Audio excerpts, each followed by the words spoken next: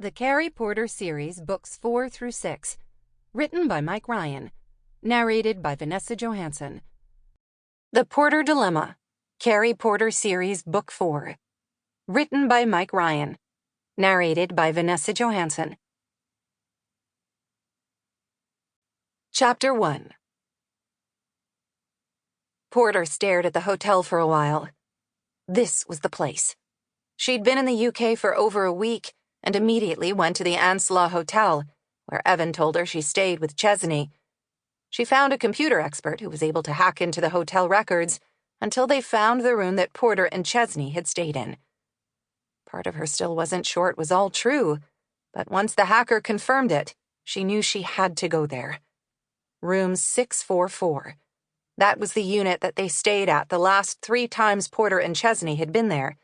It must have been a favorite. It still didn't ring any bells for her, though. Porter had called the hotel the day before, inquiring about the room, though they said it was unavailable. Until today, that is.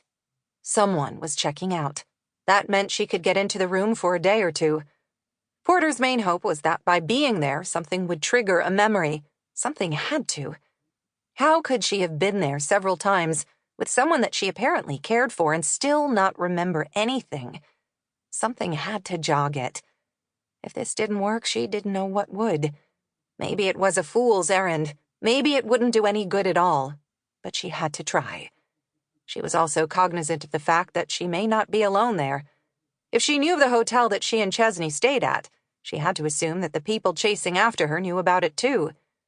That's why she tried to disguise her appearance as much as she could, at least for now. She sat on a bench only a minute away from the hotel, looking directly at the front of the building. She turned her head around periodically, making sure she wasn't the focus of someone's binoculars. She had a hat on, with her hair pulled up into it to disguise as much of her blonde hair as possible. She also had on jeans and a black coat that she pulled up to her neck. If someone was watching her, she was making it difficult for them to identify her. Porter sat there for a while, over an hour, until it was time to check in. She saw no red flags on the outside. Part of her thought that maybe there was a team of agents in the lobby, waiting until she stepped foot inside before they tried to take her down.